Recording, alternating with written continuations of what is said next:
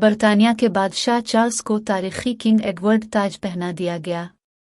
برطانیہ کے بادشاہ چارلس سوئم اور ان کی اہلیہ ملکہ کنسورٹ کمیلا کی تاج پوشی کی تقریب جاری ہے، جس میں مختلف رسومات ادا کی جا رہی ہیں۔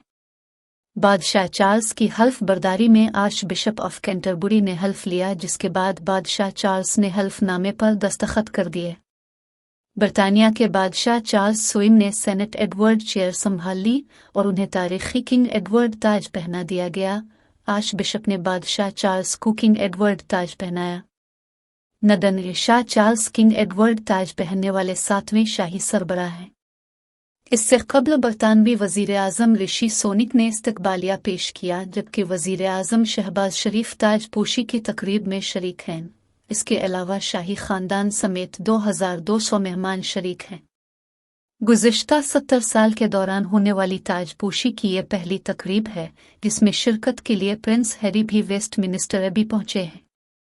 اس کے علاوہ Prince Andrew, Prince Edward, Princess Eugenie, Princess Anne بھی ویسٹ منسٹر ابی تقریب میں شریک ہیں۔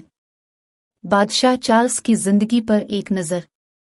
بادشاہ چارلس 14 نومبر 1948 کو پیدا ہوئے اور انہیں 1969 میں باقاعدہ طور پر پرنس آف ویلز بنایا گیا، جبکہ بادشاہ چارلس نے فوجی خدمات بھی انجام دے۔